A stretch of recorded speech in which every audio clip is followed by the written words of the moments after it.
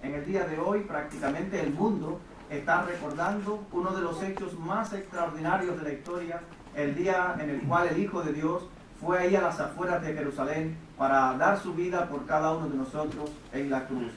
Vamos a compartir una meditación que se titula Dios nos ha dado un sustituto. Dios nos ha dado un sustituto. Y vamos a estar hablando precisamente de la doctrina de la sustitución. ¿Qué es un sustituto? Un sustituto significa poner a alguien o a algo en lugar de, o sea, poner a alguien o a algo en lugar de otra persona o de algo. En los tiempos de Jesús hubo un sumo sacerdote llamado Caifás, quien dijo algo sumamente interesante con respecto a lo que ocurrió un día como hoy, con respecto a la persona de Jesús, que cada persona debe de meditar y debe de tener en cuenta. Voy a invitarles a buscar en la palabra de Dios el Evangelio según San Juan, capítulo número 11, del versículo 47 hasta el versículo 52. Juan, capítulo número 11, Evangelio según San Juan, capítulo número 11, del versículo 47 hasta el versículo 52, dice así. Entonces los principales sacerdotes y los fariseos reunieron al concilio y dijeron, ¿qué haremos? Porque este hombre hace muchas señales. Si le dejamos así, todos creerán en él y vendrán los romanos y destruirán este lugar santo y nuestra nación. Entonces Caifás, uno de ellos, sumo sacerdote aquel año, les dijo, vosotros no sabéis nada, ni pensáis que nos conviene que un hombre muera por el pueblo y no que toda la nación perezca. Esto no lo dijo por sí mismo, sino que como era el sumo sacerdote aquel año, profetizó que Jesús había de morir por la nación, y no solamente por la nación, sino también para congregar en uno a los hijos de Dios que estaban dispersos. Como ya aquí encontramos el propósito de la muerte del Hijo de Dios. Este hombre Caifás, sumo sacerdote ese año, está hablando por inspiración divina.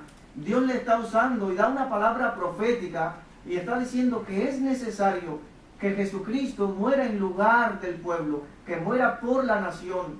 Y eso significa como sustituto, morir en el lugar de, como sustituto. Ahora, ¿por qué es necesario tener un sustituto? ¿Por qué es necesario un sustituto para toda la humanidad? Bueno, porque todos los seres humanos, y hablando ya en general del ser humano mundialmente, es pecador. El ser humano es pecador, el ser humano ha violado las leyes de Dios, el ser humano está enemistado con Dios, no tiene comunión con Dios por su pecado.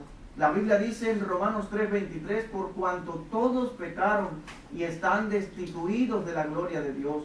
Por ser el ser humano un ser pecador, no puede tener una relación personal con Dios. Ahora, el resultado de ese pecado, el resultado como consecuencia de haber quebrantado las leyes de Dios, el ser humano merece vivir eternamente separado de Dios. La Biblia dice, porque la paga del pecado es muerte, en Romanos 6:23. La paga del pecado es muerte. O sea, como consecuencia del ser humano haber quebrantado las leyes de Dios, merece vivir eternamente separado de Dios. Entonces, para una reconciliación con Dios es necesario que exista una muerte. Es por eso que la Biblia dice en Hebreos 9:22, y sin derramamiento de sangre no hay remisión de pecados. Dios dijo, la paga del pecado es muerte, y esa muerte tiene que ocurrir. Alguien debe de morir. Debe de haber un derramamiento de sangre para que entonces de esta manera el ser humano pueda tener una relación personal con Dios. Lo notamos desde el jardín del Edén, cuando nuestros primeros padres, Adán y Eva, pecaron contra Dios. Dice la Biblia que posteriormente del pecado fueron abiertos sus ojos y se dieron cuenta que estaban desnudos. Entonces ellos cubrieron su desnudez, ellos se hicieron con hojas de higuera, se hicieron delantales. Sin embargo, Dios, dice Génesis 3:21, que Dios les cubrió con túnicas de pieles. Lo que nos da a entender la palabra de Dios es que hubo un derramamiento de sangre en el jardín del Edén, autoseguido después del pecado. Es decir, que Dios derramó sangre. Hubo un derramamiento de sangre, hubo una muerte expiatoria, donde Dios por medio de esa sangre cubrió el pecado de ellos. Ellos podían seguir teniendo de cierta manera, una relación con Dios, producto por medio de ese sacrificio, porque Adán y Eva conversaron con Dios después del pecado. Tuvieron una comunión, pero ya por medio de ese derramamiento de sangre. Después que Dios envió sus juicios en los días de Noé, después del diluvio, después que Noé y su familia salieron del arca, Dios hizo un pacto con ellos de no destruir jamás todo ser viviente por medio de un diluvio. Y de ese día en adelante Dios le está diciendo a Noé y a su familia que podían matar animales para comer, porque hasta ese entonces tanto seres humanos como animales eran vegetarianos, pero de ese día en adelante podían matar animales para comer, pero Dios les dio una prohibición, y podemos verlo en Génesis, capítulo número 9, versículo 4. En Génesis, capítulo número 9, versículo 4, encontramos una prohibición para el hombre, una prohibición para el ser humano. Dice Génesis, capítulo número 9, versículo 4, dice, pero carne con su vida, que es su sangre, no comerás. Es decir, el ser humano estaba prohibido que comiera sangre. Podía comer los animales, pero no podía comer sangre. Aunque en este pasaje no se da una especificación clara de por qué no podía comer sangre. Pero ya en el libro de Levíticos, y pueden buscarlo, en Levíticos capítulo número 17, en Levíticos capítulo número 17, versículo 10 y 11, Dios da un porqué. Dios aclara el por qué los seres humanos no debían comer sangre. Y dice en Levítico, ya en los tiempos de Moisés, en Levítico capítulo 17, versículo 10 y versículo 11, dice, si cualquier varón de la casa de Israel o de los extranjeros que moran entre ellos comiere alguna sangre, yo pondré mi rostro contra la persona que comiere sangre y la cortaré de entre su pueblo, porque la vida de la carne en la sangre está, y yo la he dado para hacer expiación sobre el altar por vuestras almas, y la misma sangre hará expiación de la persona. Es decir, Dios estaba dando la sangre de esos animales para expiar los pecados de los seres humanos. Y esa palabra expiación significa borrar las culpas, purificarse de ellas por medio de algún sacrificio. Es decir, que el ser humano debía de derramar sangre, porque sin derramamiento de sangre no hay remisión de pecados.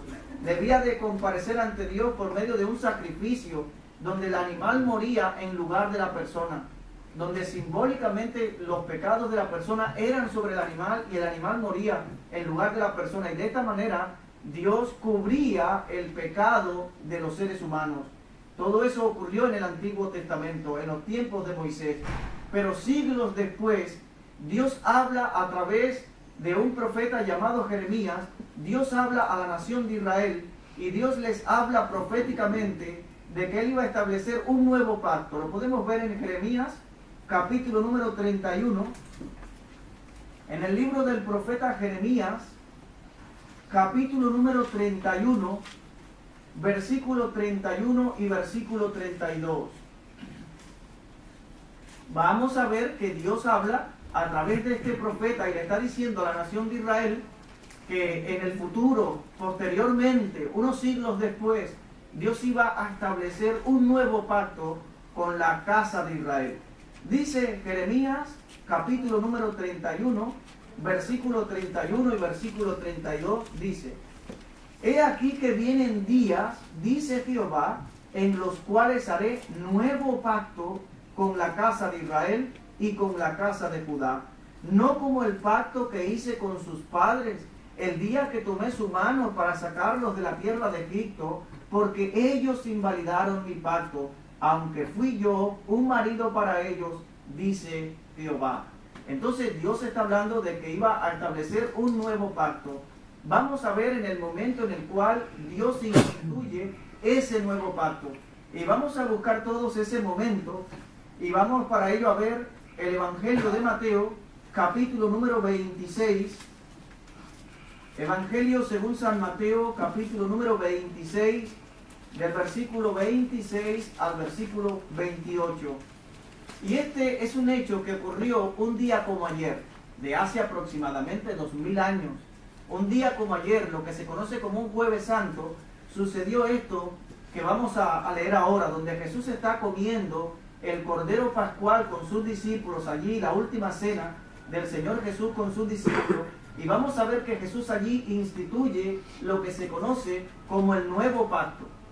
Dice Mateo capítulo 26, versículo 26 al 28, dice: y mientras comían, tomó Jesús el pan y bendijo y lo partió y dio a sus discípulos y dijo: tomad, comed, esto es mi cuerpo. Y tomando la copa y habiendo dado gracias, les dio, diciendo: bebed de ella todos, porque esto es mi sangre del nuevo pacto. ¿Ve? Porque esto es mi sangre del nuevo pacto, que por muchos es derramada. ¿Para qué? Para remisión de los pecados. Entonces Jesús, en esa cena, en esa última cena, donde Jesús está recordando, donde ellos están celebrando la salida de Israel de Egipto y están comiendo el Cordero Pascual, allí Jesús coge el pan y coge el vino como representación de su cuerpo y de su sangre, y Jesús establece el nuevo pacto con sus discípulos representando todos los hombres y mujeres del mundo que por la fe iban a creer en Jesús, representando a los hombres y mujeres de fe, los discípulos. Jesús está estableciendo ese nuevo pacto, y Jesús, como el Hijo de Dios, como un ser divino en representación o con el poder y la autoridad dada por Dios, ahí está Jesús estableciendo ese nuevo pacto.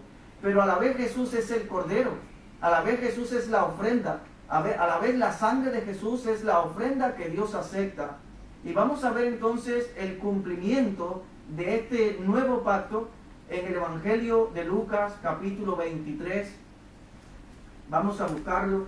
En el Evangelio según San Lucas, capítulo número 23, vamos a ver lo que ocurrió un día como hoy.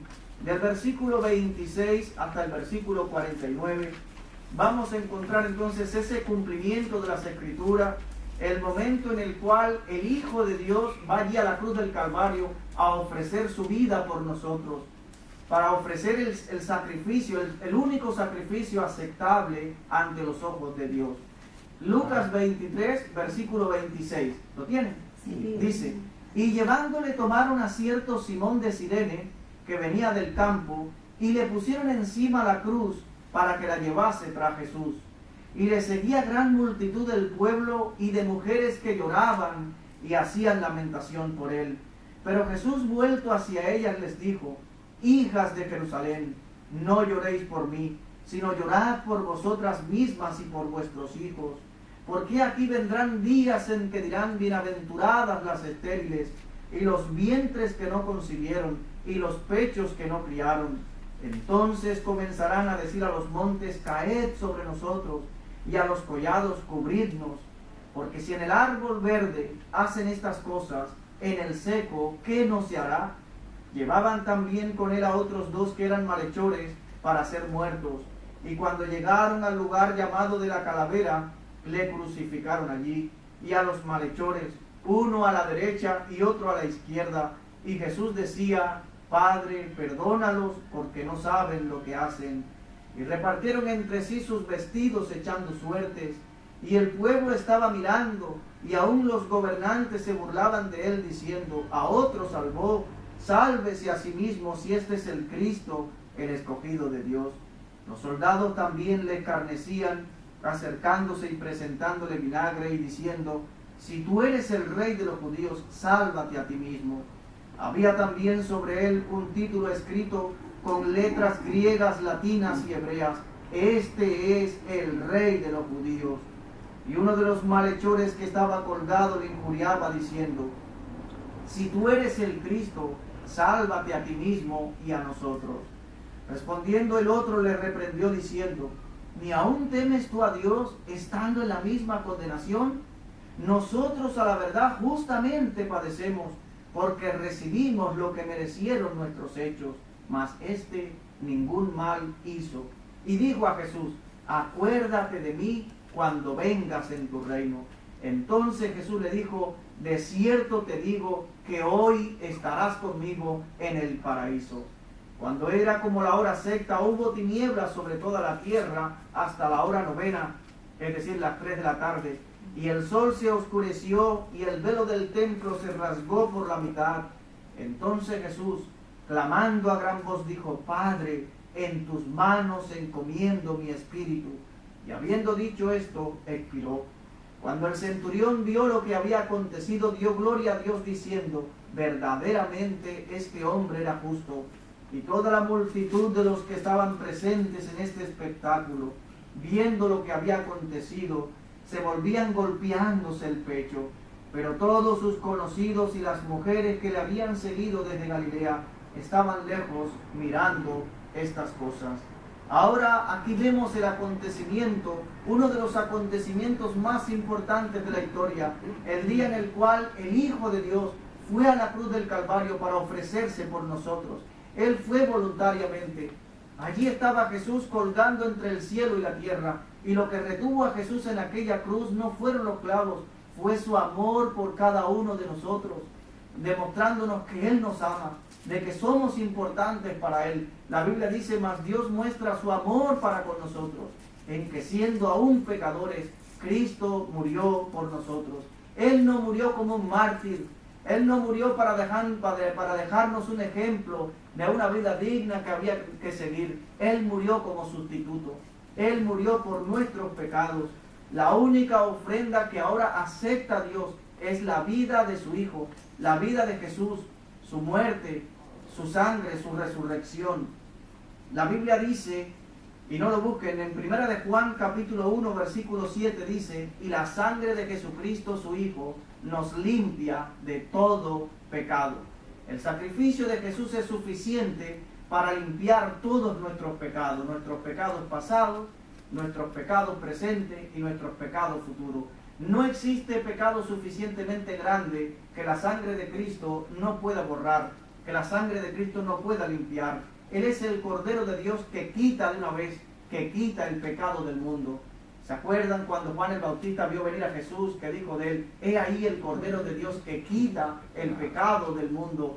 Decíamos hace poco en algún estudio que la sangre de todos esos animales del Antiguo Testamento que se sacrificaban solamente cubrían el pecado, pero la sangre de Jesucristo es capaz de quitar el pecado de una vez y para siempre.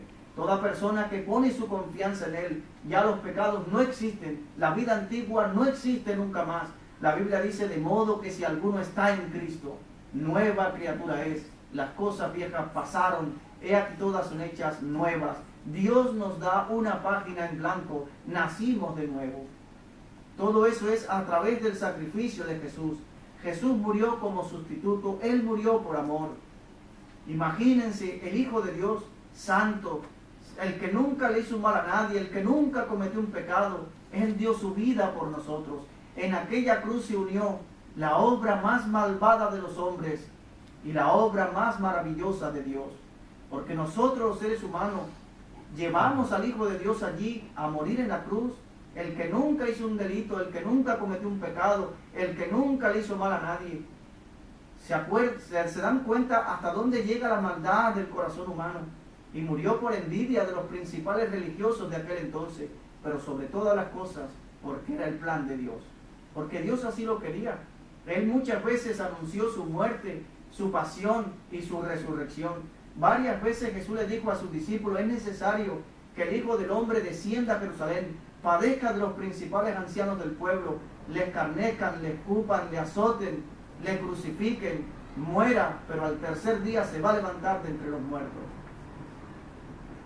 El apóstol Pablo habla del propósito, de lo que Cristo conquistó para nosotros en la cruz, del propósito de su muerte, de que efectivamente la muerte de Jesús fue por nuestros pecados. Lo podemos ver en 1 Corintios, capítulo número 15, versículos del 1 al 4. En primera a los Corintios, capítulo número 15, del versículo 1 hasta el versículo 4, Pablo está hablando inspirado por el Espíritu Santo y está escribiendo y diciendo que Cristo murió como nuestro sustituto. Dice primero a los Corintios 15, 1 al 4, además os declaro, hermanos, el Evangelio, la buena noticia, que os he predicado, el cual también recibisteis, en el cual también perseveráis, por el cual asimismo, si retenéis la palabra que os he predicado, sois salvos, si no creéis en vano. Porque primeramente os he enseñado lo que asimismo recibí, que Cristo murió por nuestros pecados. Él murió por nuestros pecados. Ese es el objetivo, esa es la función. Él muere como nuestro sustituto. Él murió por nosotros, por nuestros pecados, conforme a las Escrituras, y que fue sepultado y que resucitó el tercer día conforme a las Escrituras. Esa es la noticia más maravillosa que se puede escuchar, que se pueda compartir, que somos pecadores, que merecemos la muerte, pero que en nuestro lugar murió el Hijo de Dios. Ya el Hijo de Dios murió en nuestro lugar. Él ocupó nuestro lugar. Él fue a la cruz por nosotros. Todos nuestros pecados fueron sobre Él. Y por su llaga fuimos nosotros curados, como dice la Biblia. Es una buena noticia. La muerte de Jesús es el plan de Dios.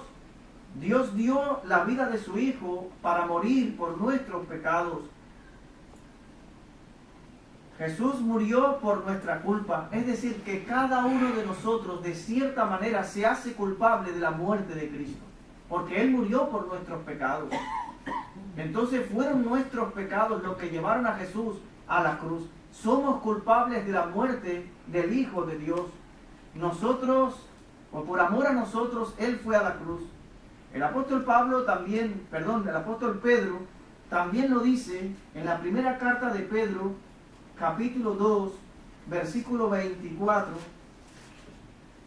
Primera de Pedro, capítulo número 2, versículo 24, nos habla del propósito de la muerte del Hijo de Dios. Miren para qué muere Jesús.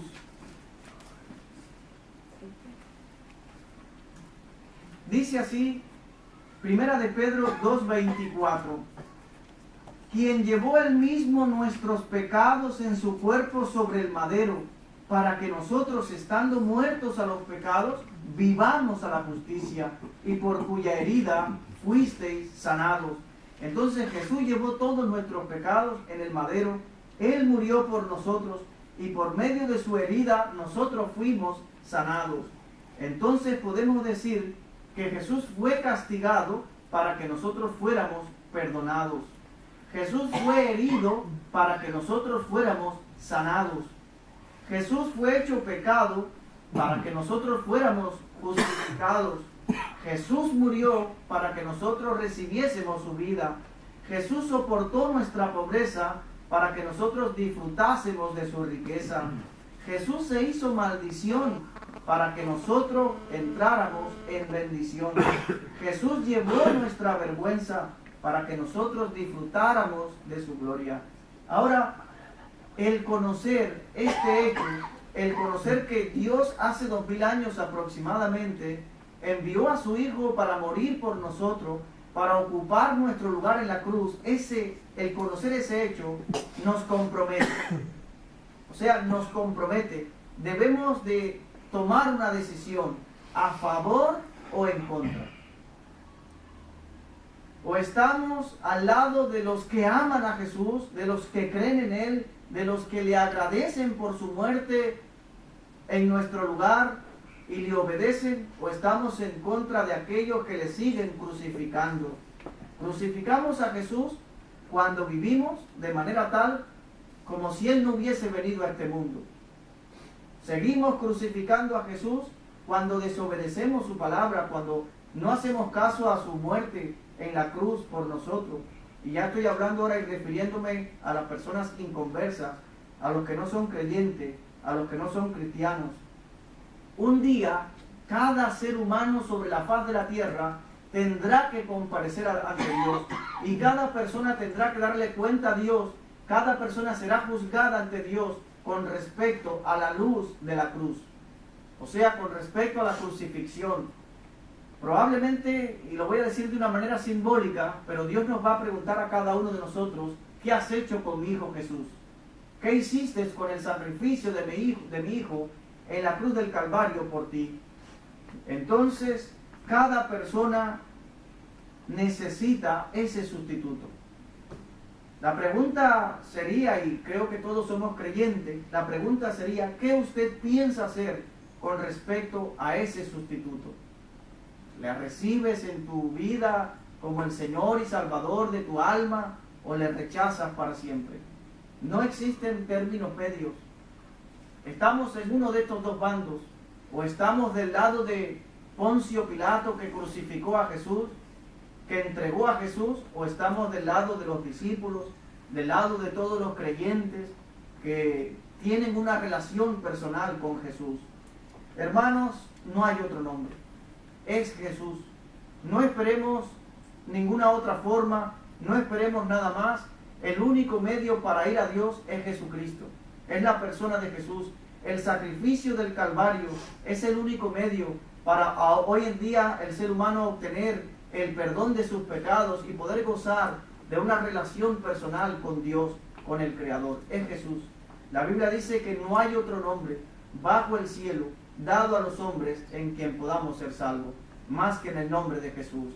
El apóstol Pedro dijo en una ocasión: Señor, ¿a quién iremos si solo tú tienes palabras de vida eterna? Cada persona necesita de Jesús, necesita ir a Dios a través de Jesús. No hay otro modo de ir. Él es la puerta, Él es el camino, Él es la vida, es la verdad, Jesús. Quisiera terminar con las palabras del apóstol Juan en la primera carta que lleva su nombre, en primera de Juan, capítulo número 2, versículo 2. Dice así, primera de Juan, capítulo número 2, versículo 2. Hablando acerca de Jesús dice, primera de Juan 2:2 dice: y Él es la propiciación por nuestros pecados, y no solamente por los nuestros, sino también por los de todo el mundo. Que el Señor les bendiga y que en esta Semana Santa, en estos días que quedan, que estemos reflexionando seriamente en lo que Cristo conquistó para nosotros en la cruz, que nos demos cuenta de que Él es el único medio para ir a Dios y que podamos compartir esa noticia con otros. El Señor les bendiga.